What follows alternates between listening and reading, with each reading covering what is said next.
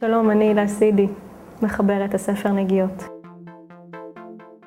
אם היית אומר לי לפני 7 שנים שאני אכתוב ספר כזה, הייתי חושבת שזו בדיחה מצחיקה על חשבוני.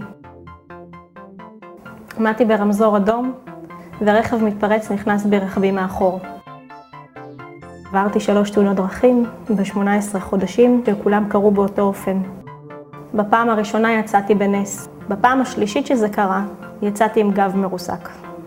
הרופא בישר לי שאכלתי אותה בחיים. את הפעולות הבסיסיות ביותר, כמו לשבת, לעמוד, ללכת הרבה זמן, להניח ראש על כרית, הם נמנעו ממני. הבנתי שיש לי 2 ברירות. או לבכות על מר גורלי, או לשנות את הגורל. חקרתי את משהו שאני לא יודעת מה אני חוקרת, או מה אני רוצה לגלות.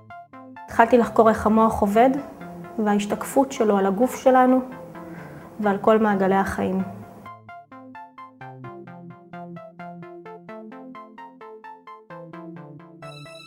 ,18 חודשים אחרי, 1.5 שנה אחרי, הגוף שלי חזר לעצמו. התחילו להגיע אליי אנשים ששמעו עליי את הסיפור שלי מפה לאוזן. מצאתי את עצמי עוזרת לאנשים אחרים. אם זה בחור שחלה במחלת LS ניוון שרירים, אם זה בחורה שחלתה ב-CRPS, זוג שאחרי 30 שנות נישואים קבתה אהבה, איש עסקים שרצה להצליח להגשים חלום. הבנתי שאנחנו לא צריכים להגיע לנקודות הקיצון בחיים. כל אחד החיים מזמנים לו אתגרים כאלו ואחרים. ואין נוסחת קסם, יש דרך.